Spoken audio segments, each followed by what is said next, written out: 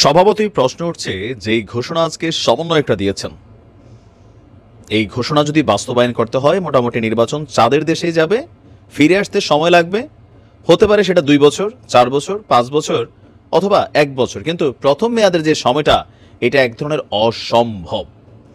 নির্বাচনের জন্য বিএনপির স্ট্যান্ড শক্তভাবে আমরা দেখছি। অপরদিকে সমন্বয়কদের সাথে বিএনপির কিন্তু একটা আভ্যন্তরীণ দ্বন্দ্ব একদম প্রকাশ্যে।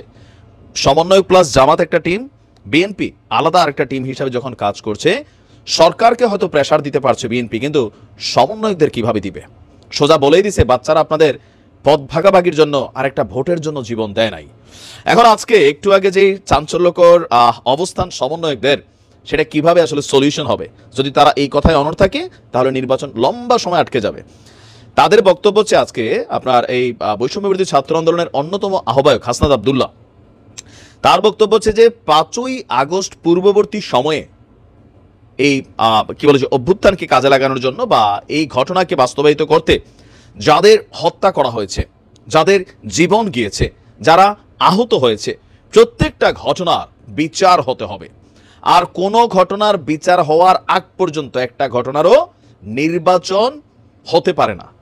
কি পরিমাণ ক্ল্যাশ ওয়ার্ড এখানে চলে আসছে। এখন ধরেন এই ঘটনাগুলোতে ছাত্রদের বক্তব্য প্রায় 1,500-2 হাজার মানুষ মারা গেছে, এর পাশাপাশি 1,00,000 আহত হয়েছে, গ্রেপ্তার হয়েছে। এখন যদি এগুলাকে সরকার বিচারিক প্রক্রিয়ায় নিয়ে বিচার করতে চায় নির্বাচনের আগে, তাহলে নির্বাচনটা আপনার কি মনে হয় যেটা কি 2, 4, 6 মাস সম্ভব? অর্ধেক আসামি তো দেশের বাইরে, যারা বড় বড় হুকুমদাতা। আবার যারা ধরেন কিলিং মিশনে নামছিল অথবা আহতর মিশনে নামছিল, এরা হচ্ছে গা ঢাকা দেওয়া আছে, পলাতক।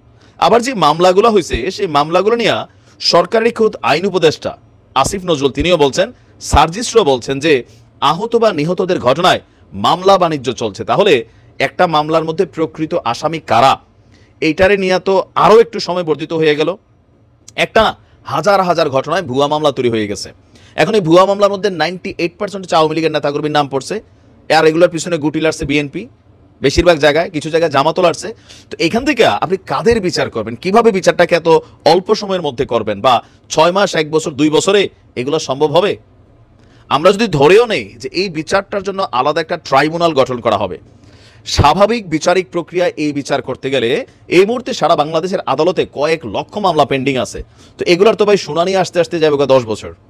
মানে বুঝছেন, আজকে আপনার কি বলে যে পটুয়াখালীর 10 মিনায়, সেখানে আপনার ছাত্র আন্দোলনের শহীদ জিহাদের কবর জিয়ারত করতে গিয়ে তিনি বলছেন যে বর্তমানে দেশ গড়তে সময় লাগবে, আর আমরাও চাই নির্বাচনের জন্য একটি সুষ্ঠু সুন্দর পরিবেশ তৈরি করতে, এতে সময় লাগবে।